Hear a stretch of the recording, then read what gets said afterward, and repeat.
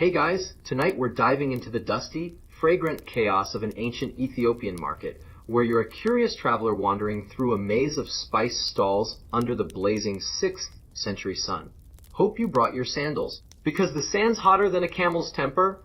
Picture yourself brushing past woven baskets overflowing with golden saffron and earthy cumin, the air thick with the chatter of traders and the tangy scent of myrrh. Your tunic already sticking to your back as you weave through the crowd, a donkey braying nearby like it's judging your haggling skills. It's a whirlwind of color and aroma, and with all that sensory overload, you might just drift off mid-barter. So, before you get comfortable, take a moment to like the video and subscribe, but only if you genuinely enjoy what I do here. Drop a comment with your city and what time it is there. I'd love to know who's joining me on this spicy journey. Now, dim the lights, maybe turn on a fan for that soft background hum, and let's ease into tonight's journey together. You step into the heart of the market, the sand crunching under your sandals, the sun beating down as a trader in a striped robe waves you over. His stall a riot of colors: red peppercorns, yellow turmeric, green coriander, all piled high in woven baskets. Here's the historical core. In the 6th century, Ethiopia was a key player in the spice trade, connecting Africa, Arabia, and Asia, with markets like those in Axum serving as bustling hubs where merchants swapped goods like frankincense, myrrh, and saffron, fueling the region's wealth and culture. You run your fingers over a basket of cumin seeds, their sharp, earthy scent tickling your nose, and the trader grins, his teeth stained from chewing cat, offering you a pinch to smell. Guess you're in for a fragrant day. Now for the quirky detail that might make you smile. Some traders wore a single bead necklace to signal they were open to barter, though it often got tangled in their robes, leading to an awkward dance mid-deal. You imagine the trader yanking at his necklace, the bead flying into a basket of saffron, and grin as you picture him fishing it out, muttering under his breath. Guess bartering comes with a side of jewelry mishaps. You nod at him, tucking a fold of your tunic to keep cool, the market's rhythm, the shouts, the braying donkey, a gentle lullaby pulling at your senses, the heat making your head heavy as you wander deeper into the stalls. A woman in a blue shawl brushes past, her basket of frankincense wafting a smoky scent, and you follow the crowd, the sand shifting underfoot, the sun glinting off a bronze coin on the ground. Historians still debate how big these markets really were. Some say they rivaled cities, while others argue they were smaller seasonal fairs. The argument lingers in academic circles, with scholars studying trade routes to find answers, but you're too busy sniffing the cumin to care. The sunlight bathes the market, the soft hum of voices blending with the donkey's bray, and the tangled necklace pulls you deeper into a drowsy, spice-filled dream. You close your eyes for a moment, the sand steady beneath you, and let the market's gentle rhythm rock you into a quiet rest. You're still wandering through the bustling ancient Ethiopian market, the sand warm under your sandals as the trader's tangled bead necklace disappears into his saffron basket, the sun climbing higher over the 6th century stalls. The cumin's earthy scent lingers in your nose, the donkey's bray fading into the chatter, and your tunic flaps lightly as a breeze carries the market's spicy aroma. Curious, you spot a vibrant saffron dyed veil hanging from a stall, its golden threads shimmering like a secret treasure, and you decide to buy it, uncovering a mystery that might just lull you into a nap, or leave you puzzling over its hidden tales in this fragrant haze. Here's the historical core. In the 6th century, saffron was a prized spice in Ethiopia, not just for cooking but also for dyeing fabrics like veils, often used in trade or as status symbols, with Aksum's markets showcasing its value across the Red Sea routes. You step closer, the trader, a wary man with a turban, grins and lifts the veil, its saffron hue glowing against the sun, the fabric soft as you run your fingers over it, the scent of the dye mingling with the air's warmth. You hand over a small bronze coin, the metal warm in your palm, and he wraps it for you, his eyes twinkling as if he knows more than he's saying. Hope this isn't a bargain with a ghost story attached. Now for the quirky detail that might make you smile. Some traders hid tiny poems or riddles in the folds of dyed veils, believing it brought good fortune, though it often left buyers scratching their heads, unraveling fabric instead of secrets. You imagine unfolding the veil later, a crumpled note falling out with gibberish scribbles, and grin as you picture yourself muttering over the riddle, the market laughing at your confusion. Guess fortune comes with a side of brain teasers. It's a forgotten trick, a bit of poetic charm, and you can't help but chuckle softly as you tuck the veil into your satchel, the sand shifting underfoot, the sun's heat pulling at your eyelids. The veil feels like a prize, its golden threads catching the light as you move through the crowd. A woman with a mirror basket nodding approvingly, her scent mixing with the saffron's warmth. The market hums around you. The trader's stall now a memory as you brush past baskets of cardamom, their green pods glinting, the rhythm of footsteps and voices a gentle lullaby. Historians still debate how much saffron influenced trade. Some say it was a luxury driver, while others argue it was just one of many spices. The argument lingers in academic circles, with scholars studying trade goods to find answers, but you're too busy admiring the veil to care. The sunlight bathes the market, the soft rustle of fabrics blending with the crowd's hum, and the hidden poem pulls you deeper into a drowsy, saffron-filled dream. You close your eyes for a moment, the sand steady beneath you, and let the market's gentle rhythm rock you into a quiet rest. You're still weaving through the vibrant ancient Ethiopian market, the saffron-dyed veil tucked safely in your satchel, its golden threads a warm weight against your side as the sun blazes overhead, the sand shifting under your sandals. The scent of cardamom fades behind you, replaced by a smoky aroma drifting from a nearby stall where a group of traders huddles, their voices low and conspiratorial. Drawn by the smell, you decide to inhale mirror smoke to catch the market's whispered rumors, a ritual that might just lull you into a nap or leave you coughing through the gossip in this 6th century haze. Here's the historical core. In the 6th century, myrrh was a sacred and valuable spice in Ethiopia, often burned in markets like those in Axum for rituals or to signal important discussions. Its smoke believed to carry messages to the divine while traders shared news. You step closer, the stall draped in red cloth, a clay burner glowing with embers as a woman in a beaded shawl tosses myrrh resin onto the fire, the smoke rising in thick curls, its bittersweet scent wrapping around you like a warm cloak. She gestures for you to lean in, the smoke tickling your nose as you breathe deeply, the trader's whispers. Talk of a delayed caravan, blending with the market's hum, the heat making your head heavy. Now for the quirky detail that might make you smile. Some traders thought tying a knot in their robe while inhaling myrrh smoke would trap the rumors for later, though it often just left them tripping over the knot in the crowd.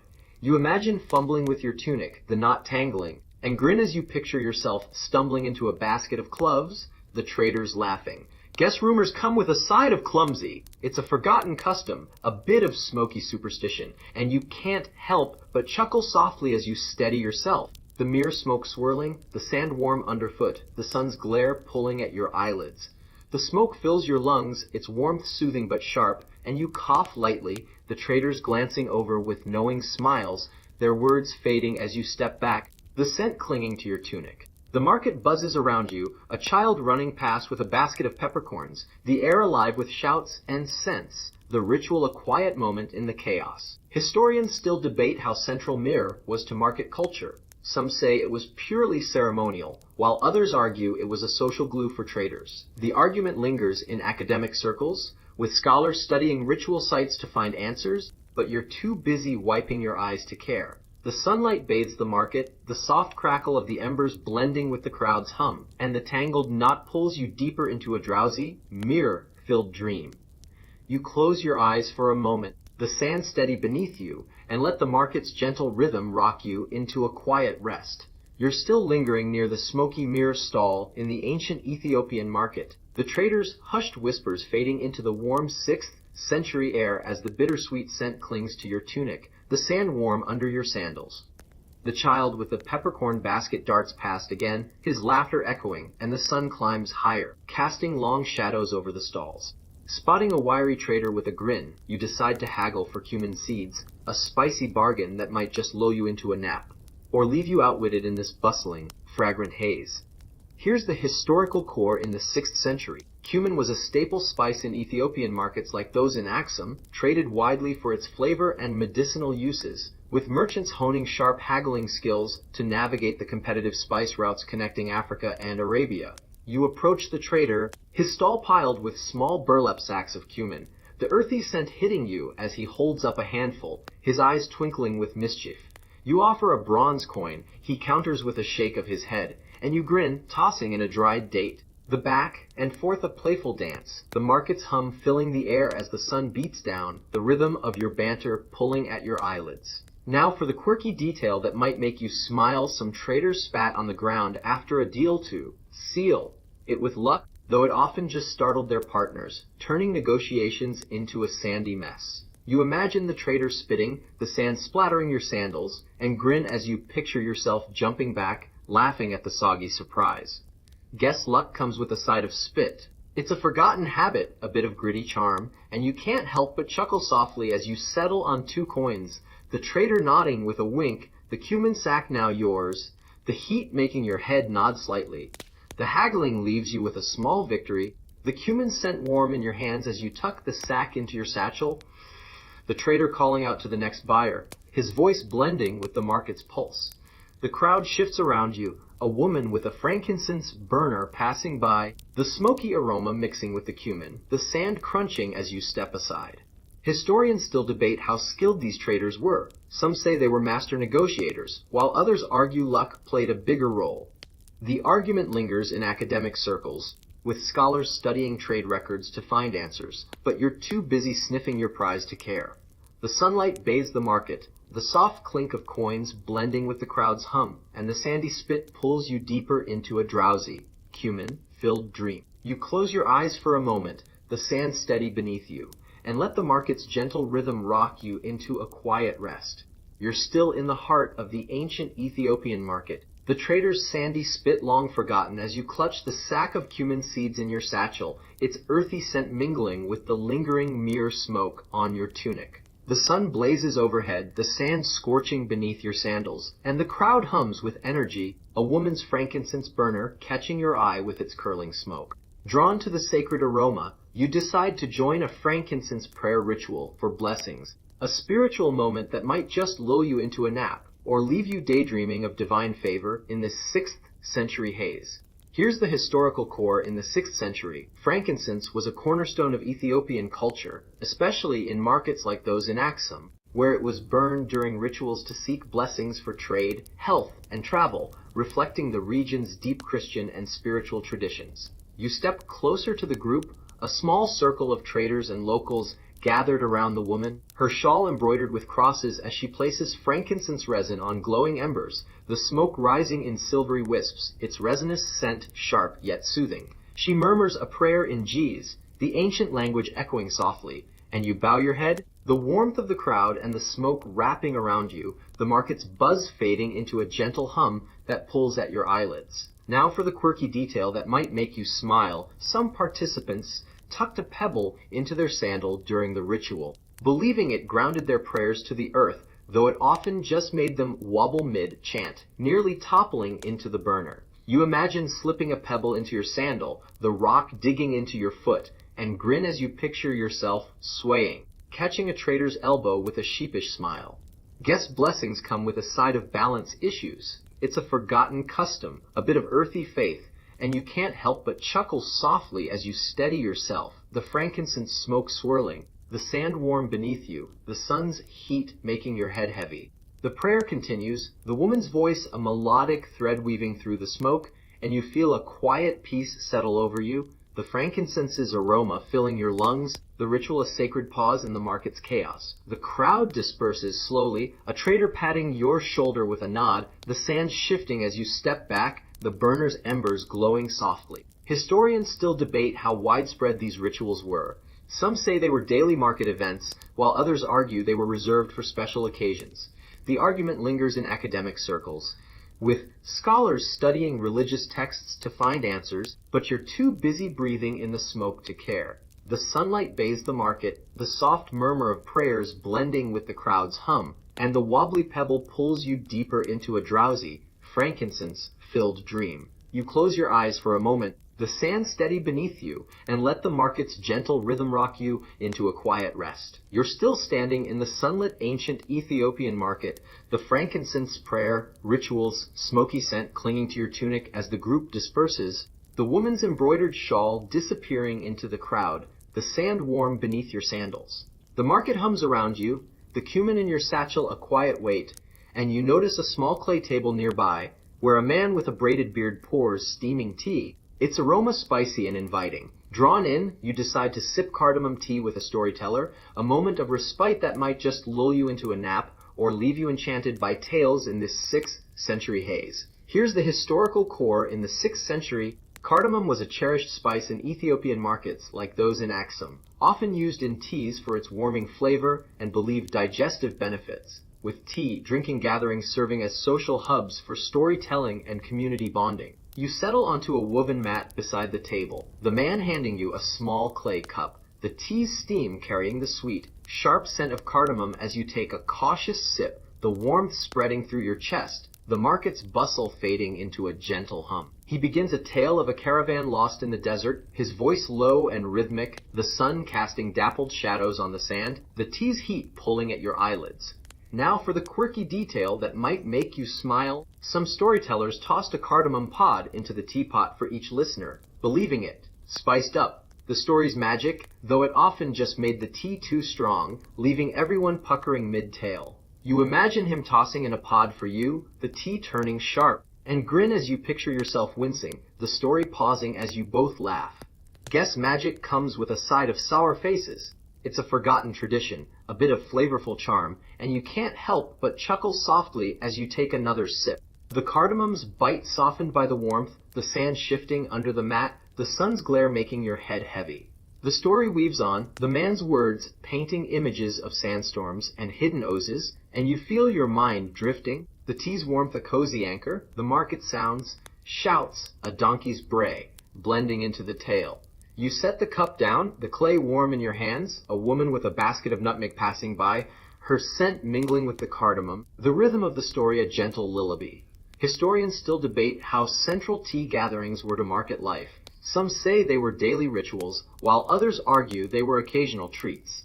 The argument lingers in academic circles, with scholars studying social customs to find answers, but you're too busy listening to care.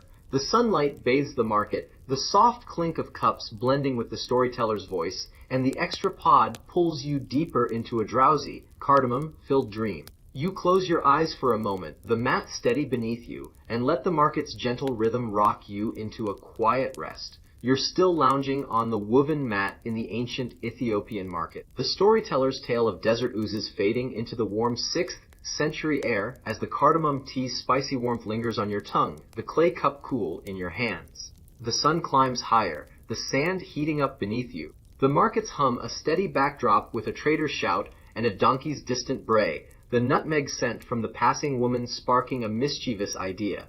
You decide to sprinkle nutmeg dust around, a playful act that might just lull you into a nap, or leave you sneezing through the laughter in this fragrant haze. Here's the historical core. In the 6th century, nutmeg was a prized import in Ethiopian markets like those in Aksum, valued for its rich flavor and believed to boost energy or mood, often traded from distant spice islands and sprinkled in homes or stalls for a festive touch. You pull a small pouch from your satchel, the nutmeg dust fine and golden as you tap it lightly, a cloud drifting over the mat, the sweet, nutty scent rising with the breeze, catching the sunlight like tiny sparks. A nearby trader raises an eyebrow, grinning as you wave your hand, the dust settling on his sandal, the market's rhythm, the clatter of baskets, the chatter, pulling at your eyelids with a sleepy tease. Now for the quirky detail that might make you smile. Some market goers believed sneezing after nutmeg dust meant good luck was coming, though it often turned into a sneezing fit, leaving everyone ducking for cover with giggles. You imagine a sneeze erupting, the dust flying everywhere, and grin as you picture traders waving their hands, laughing through the chaos. Guess luck comes with a side of at you! It's a forgotten superstition, a bit of dusty charm, and you can't help but chuckle softly as a small sneeze escapes you, the cardamom tea's warmth still cozy in your chest, the sand shifting under the mat, the sun's heat making your head nod. The nutmeg dust settles, your sneeze drawing a few amused glances, and you feel a light buzz, the spice's warmth mixing with the tea, though the sneezing fit threatens to wake you up again. The market buzzes around, a child chasing a rolling peppercorn, the air alive with scents and sounds. The playful act a quirky break in the day. Historians still debate how much nutmeg influenced market culture. Some say it was a luxury spice, while others argue it was a common treat. The argument lingers in academic circles, with scholars studying trade inventories to find answers, but you're too busy wiping your nose to care. The sunlight bathes the market, the soft rustle of sand blending with the crowd's hum, and the sneezing fit pulls you deeper into a drowsy, nutmeg-filled dream. You close your eyes for a moment, the mat steady beneath you, and let the market's gentle rhythm rock you into a quiet rest. You're still sitting on the woven mat in the ancient Ethiopian market. The nutmeg dust's golden cloud settling around you as your sneeze fades into the warm 6th century air. The amused glances of nearby traders blending with the market's hum. The cardamom tea's warmth lingers in your chest, the sand hot under the mat, and the sun glints off a stall across the way, where a bundle of cinnamon sticks catches your eye, their reddish-brown glow tempting you. You decide to trade for a cinnamon stick's comforting warmth, a small exchange that might just lull you into a nap or leave you daydreaming of cozy fires in this fragrant haze. Here's the historical core in the 6th century. Cinnamon was a luxury spice in Ethiopian markets like those in Axum, often imported from Sri Lanka via Arabian trade routes, valued for its sweet warmth in cooking and medicine, symbolizing wealth and hospitality in trades. You rise from the mat, brushing sand from your tunic, and approach the stall. The trader, a woman with silver bangles, holding up a cinnamon stick, its spicy, sweet scent hitting you as she offers a price 3 bronze coins. You counter with 2 coins and a pinch of your cumin, the haggling a gentle dance. The market's bustle, the clatter of baskets, a child's laugh, a soothing backdrop, the sun's heat pulling at your eyelids. Now for the quirky detail that might make you smile. Some traders wrapped cinnamon sticks in a leaf to preserve their magic, though the leaf often stuck to sweaty hands, leaving them peeling it off mid-deal with a grumble. You imagine the woman handing you a leaf-wrapped stick, the leaf sticking to your palm, and grin as you picture yourself fumbling to unpeel it. The trader chuckling, guess magic comes with a side of sticky fingers. It's a forgotten practice, a bit of leafy charm, and you can't help but laugh softly as you settle on the trade, the cinnamon stick now yours, the sand shifting underfoot, the sun's glare making your head heavy. The cinnamon's warmth fills your senses as you tuck it into your satchel, the trader's bangles jingling as she waves you off, the market alive with scents. Turmeric, cloves, mixing with the cinnamon's sweetness. You step back, a man with a basket of ginger brushing past, the rhythm of footsteps and voices a gentle lullaby, the trade a small victory in the day's heat. Historians still debate how much cinnamon shaped trade status. Some say it was a rare delicacy, while others argue it was more common than records show. The argument lingers in academic circles, with scholars studying port logs to find answers, but you're too busy sniffing the cinnamon to care. The sunlight bathes the market, the soft jingle of bangles blending with the crowd's hum, and the sticky leaf pulls you deeper into a drowsy, cinnamon-filled dream. You close your eyes for a moment, the sand steady beneath you, and let the market's gentle rhythm rock you into a quiet rest. You're still weaving through the ancient Ethiopian market, the cinnamon stick's sweet warmth tucked safely in your satchel, its scent mingling with the lingering nutmeg dust on your hands as the sun beats down, the sand scorching beneath your sandals. The trader's jingling bangles fade into the market's hum, the air thick with spices, until you brush past a stall where a clumsy splash of turmeric paste lands on your tunic, staining it a vibrant yellow. You decide to deal with this messy mishap, a colorful moment that might just lull you into a nap, or leave you scrubbing in the 6th century heat. Here's the historical core in the 6th century. Turmeric was a common spice in Ethiopian markets like those in Axum, used for cooking, dyeing, and medicine. Its bright yellow hue a staple in trade, often ground into pastes for daily use. You look down at the stain, the turmeric paste dripping from a wooden bowl a young trader knocked over, his sheepish grin half apologetic as he hands you a rag, the yellow smear spreading across your tunic like a sunburst. You dab at it, the paste smudging further, the sharp, earthy scent filling your nose. The market's bustle, shouts, a donkey's bray, a warm backdrop, the sun's glare pulling at your eyelids. Now for the quirky detail that might make you smile. Some market goers believed a turmeric stain on your clothes meant prosperity was coming, though it often just meant a long day of scrubbing, leaving them grumbling over their lucky laundry. You imagine the trader nodding sagely at your stain, promising wealth, and grin as you picture yourself scrubbing later, muttering about prosperity while your hands turn yellow. Guess luck comes with a side of elbow grease. It's a forgotten superstition, a bit of golden charm, and you can't help but chuckle softly as you wipe harder, the stain stubborn, the sand shifting underfoot, the heat making your head heavy. The turmeric clings to your tunic, the yellow bright against the fabric, and you sigh, the trader offering a small bowl of water to help, the splash cooling your hands but doing little for the stain. The market hums around you, a woman with cloves passing by, her scent mixing with the turmeric's earthiness, the rhythm of footsteps and chatter a gentle lullaby. Historians still debate how much turmeric was used for dyeing versus cooking. Some say it was primarily medicinal, while others argue it was a dyeing staple. The argument lingers in academic circles, with scholars studying market artifacts to find answers, but you're too busy scrubbing to care. The sunlight bathes the market, the soft splash of water blending with the crowd's hum, and the lucky stain pulls you deeper into a drowsy, turmeric-filled dream. You close your eyes for a moment, the sand steady beneath you, and let the market's gentle rhythm rock you into a quiet rest. You're still standing in the bustling ancient Ethiopian market. The stubborn turmeric stain on your tunic now a faint yellow smudge after your scrubbing, the earthy scent lingering as the young trader's apologetic grin fades into the crowd. The sun blazes overhead, the sand scorching under your sandals, the cinnamon stick in your satchel a warm reminder of your earlier trade, when a man with a woven basket of cloves catches your eye, his voice calling out their sharp aroma.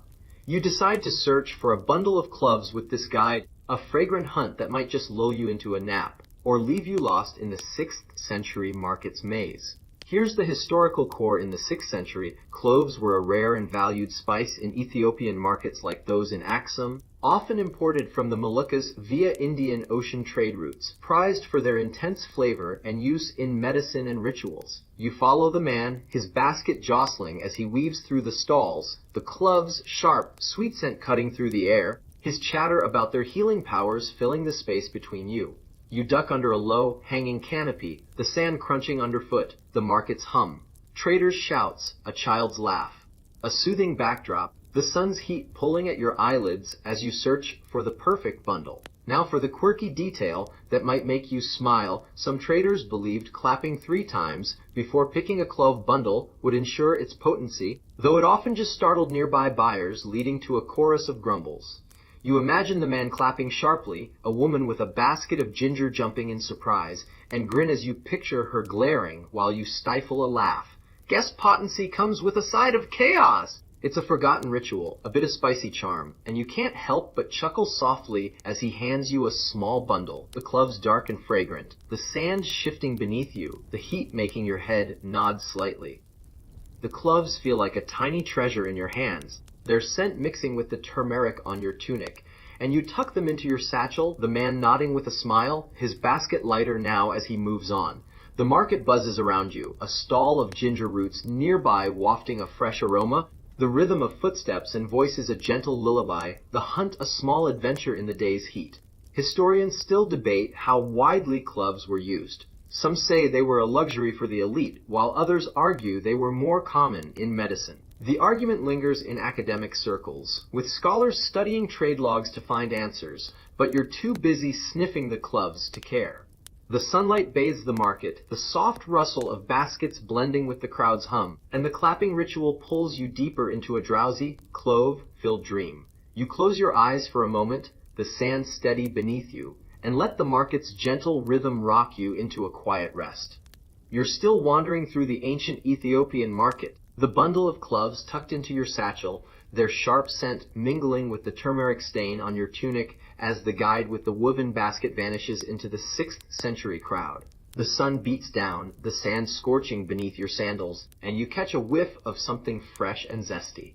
A stall piled with nubby ginger roots, their pale yellow flesh glinting in the light.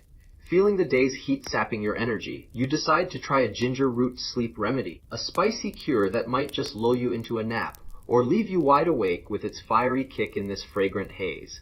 Here's the historical core. In the 6th century, ginger was a valued spice in Ethiopian markets like those in Aksum, often used for its medicinal properties, including as a remedy for fatigue or sleeplessness, believed to invigorate the body while calming the mind, a staple in trade along the Red Sea routes. You approach the stall, The trader, a woman with a woven headscarf, offering you a small root, her hands dusty as she slices a piece, the sharp, citrusy scent hitting you as you chew it slowly, the heat blooming on your tongue, the market's hum, shouts, a donkey's bray, a warm backdrop, the sun's glare pulling at your eyelids. Now for the quirky detail that might make you smile, some locals thought wrapping ginger in a cloth and sleeping with it under their armpit would draw out restlessness, though it often just left them smelling like a spicy stew, startling their neighbors. You imagine tucking the ginger under your arm, the scent wafting up, and grin as you picture a trader nearby wrinkling his nose, muttering about your Roma. Guess calm comes with a side of stink. It's a forgotten trick, a bit of zesty charm, and you can't help but chuckle softly as you swallow the ginger.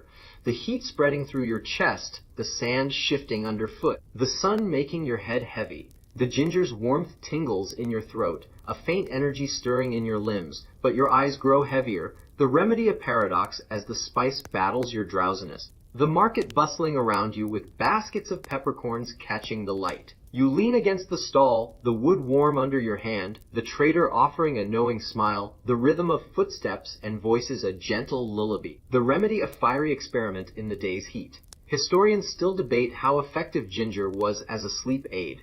Some say it was more placebo than cure, while others argue its stimulating effects were misunderstood.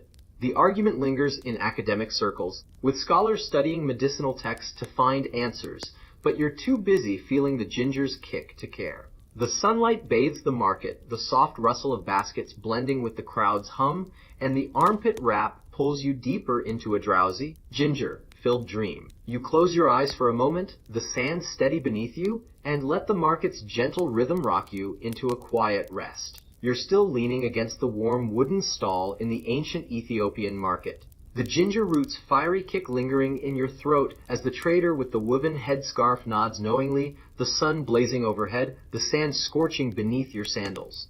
The cloves in your satchel mix their sharp scent with the ginger's zest, and your gaze drifts to a nearby stall where a man holds up glossy black peppercorns, their spicy aroma cutting through the air.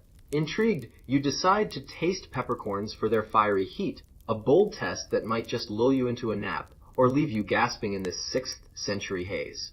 Here's the historical core. In the 6th century, peppercorns were a highly sought-after spice in Ethiopian markets like those in Axum, imported from India and used to flavor food or as a trade currency. Their intense heat prized for both culinary and medicinal purposes along ancient trade routes. You step closer, the man, a trader with a gap-toothed grin, offering you a single peppercorn. Its surface wrinkled but shiny, the scent sharp as you pop it into your mouth, the heat exploding instantly, your eyes watering as you chew, the market's hum.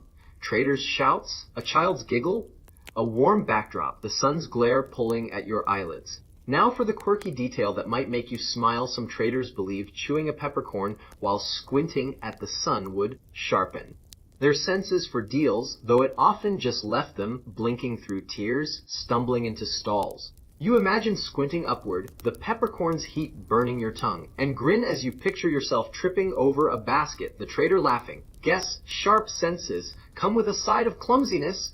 It's a forgotten ritual, a bit of fiery charm, and you can't help but chuckle softly as you swallow, the heat searing your throat, the sand shifting underfoot, the sun making your head heavy. The peppercorn's heat lingers, a fiery wave spreading through your chest, and you grab a clay cup of water from the stall, the cool liquid soothing but not erasing the burn, the trader chuckling at your flushed face. The market buzzes around you, a woman with coriander seeds passing by, the rhythm of footsteps and voices a gentle lullaby, the test a spicy challenge in the day's heat. Historians still debate how much peppercorns were used as currency. Some say they rivaled gold, while others argue their value was exaggerated. The argument lingers in academic circles, with scholars studying trade records to find answers, but you're too busy wiping your eyes to care. The sunlight bathes the market, the soft splash of water blending with the crowd's hum, and the squinting ritual pulls you deeper into a drowsy, pepper-filled dream. You close your eyes for a moment, the sand steady beneath you, and let the market's gentle rhythm rock you into a quiet rest. You're still standing by the wooden stall in the ancient Ethiopian market, the peppercorn's fiery heat fading into a warm tingle in your throat as the trader's gap-toothed grin lingers, the clay cup of water cool in your hand. The sun shines brightly overhead, the sand scorching beneath your sandals, the cloves and ginger in your satchel blending their scents with the turmeric stain on your tunic. When a trader tosses a handful of coriander seeds into the air, their earthy aroma catching the breeze. Inspired, you decide to toss coriander seeds for good luck, a playful ritual that might just lull you into a nap, or leave you chasing seeds in this 6th century haze. Here's the historical core. In the 6th century, coriander was a common spice in Ethiopian markets like those in Axum, valued for its fresh flavor and believed to bring good fortune, often scattered during rituals or trades to ward off evil spirits along the bustling trade routes. You scoop a small handful from a nearby basket, the seeds small and round, their citrusy scent rising as you toss them upward, the breeze carrying them in a gentle arc, a trader nearby nodding approvingly as they land in the sand. You watch them settle, the market's hum, shouts, a donkey's bray, a warm backdrop, the sun's glare pulling at your eyelids as the ritual unfolds. Now for the quirky detail that might make you smile. Some market goers thought whispering a wish while tossing coriander seeds would make it come true, though the wind often blew the seeds away, leaving them chasing their dreams across the sand. You imagine whispering for a good nap, the seeds scattering wildly, and grin as you picture yourself scrambling after them, the trader laughing. Guess wishes come with a side of fetch! It's a forgotten custom, a bit of wishful charm, and you can't help but chuckle softly as you toss another handful, the sand shifting underfoot, the heat making your head heavy. The seeds sprinkle around you, their earthy scent lingering, and you feel a quiet hope, the ritual a light moment amid the market's chaos, though a stray seed sticks to your sandal, making you stumble slightly. The market buzzes around, a man with fenugreek pods passing by, the rhythm of footsteps and voices a gentle lullaby, the toss a playful break in the day's heat. Historians still debate how significant coriander rituals were. Some say they were widespread superstitions, while others argue they were minor traditions. The argument lingers in academic circles, with scholars studying cultural practices to find answers, but you're too busy watching the seeds to care. The sunlight bathes the market, the soft rustle of sand blending with the crowd's hum, and the whispered wish pulls you deeper into a drowsy, coriander-filled dream. You close your eyes for a moment, the sand steady beneath you, and let the market's gentle rhythm rock you into a quiet rest. You're still standing in the sunlit ancient Ethiopian market, the coriander seeds scattered around your feet as the whispered wish fades into the warm 6th century air, their citrusy scent blending with the turmeric stain on your tunic. The sun blazes overhead, the sand scorching beneath your sandals, the cloves and ginger in your satchel a fragrant reminder of your journey, when a woman with a steaming pot of fenugreek soup beckons you over, her smile inviting.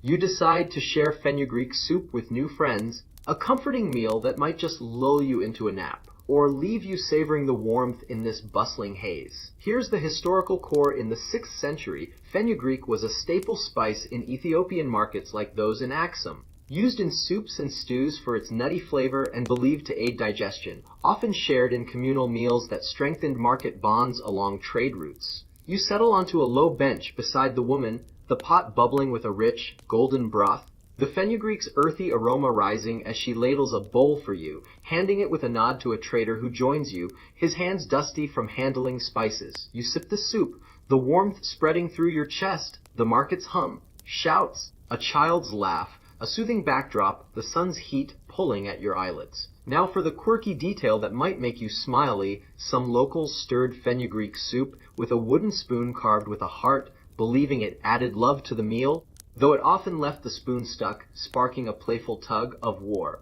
You imagine the woman stirring with a heart-shaped spoon, it jamming in the pot, and grin as you picture her and the trader tugging, laughing.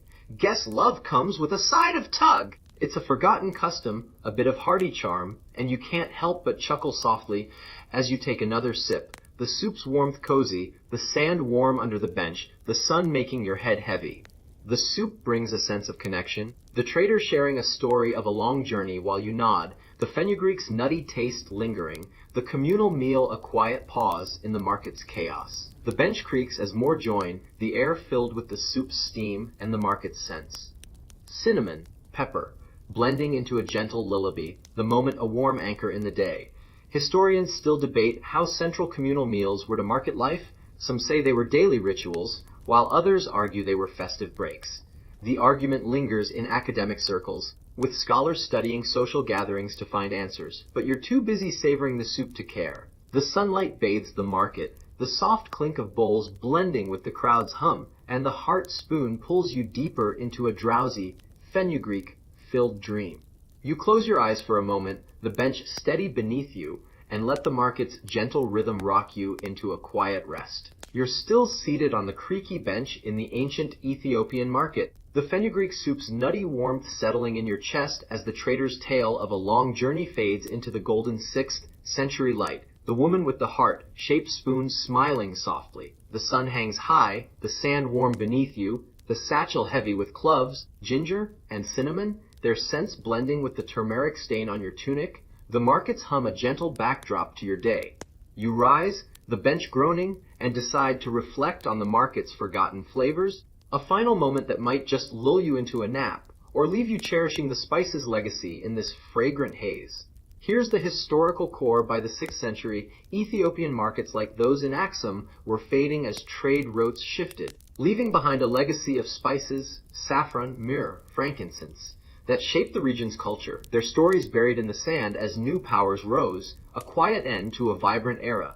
You stand amid the stalls, the cumin trader packing up, the frankincense burner cooling, and let your mind drift over the day's adventures. The saffron veil, the myrrh smoke, the peppercorn's heat, each spice a memory, the sun casting long shadows on the sand. You take a deep breath, the market's warmth wrapping around you, the act a quiet rhythm pulling at your eyelids as the crowd thins. Now for the quirky detail that might make you smile. Some merchants left a single spice grain behind when leaving a market, believing it would call them back, though the wind often blew it away, leaving them chasing their luck across the dunes. You imagine dropping a coriander seed, the breeze whisking it off, and grin as you picture yourself stumbling after it. The trader's chuckling. Guess nostalgia comes with a side of fetch. It's a forgotten gesture, a bit of spicy charm, and you can't help but laugh softly as you adjust your satchel, the sand shifting underfoot, the sun's heat making your head nod. The reflection brings a peaceful close, the market's scents, cardamom, nutmeg, fenugreek, lingering like old friends. And you think of the traders who carried these spices, their journeys etched in every grain, their voices now whispers in the wind. The crowd disperses, a child waving goodbye, the air alive with the fading hum of the day, the moment a quiet farewell to the market's pulse. Historians still debate why these markets declined. Some say it was trade shifts, while others argue climate changes played a role. The argument lingers in academic circles, with scholars studying archaeological sites to find answers, but you're too busy breathing in the last aromas to care. The sunlight bathes the market, the soft rustle of sand blending with the child's wave, and the blown seed pulls you deeper into a drowsy, spice-filled dream. You close your eyes for a moment, the sand steady beneath you, and let the market's gentle rhythm rock you into a quiet rest. The market fades into a soft golden glow, the sand stretching into an endless desert, the coriander seed drifting like a whisper, each spice, saffron, myrrh, ginger, carrying a memory of laughter and warmth into a dream that feels like a gentle embrace. The bench beneath you softens into a cloud, the trader's voice now a distant melody, and the sun's light becomes a warm breeze, wrapping you in a cocoon of peace. The satchel, the stains, the market's hum, they drift away, leaving only the scent of forgotten flavors and the quiet rustle of dunes, a tender memory that rocks you deeper, as if the ancient market is tucking you in with a sleepy smile. You're floating now, the traveler of spices a far-off echo, and the world feels like a whisper, a gentle goodnight from the sands above.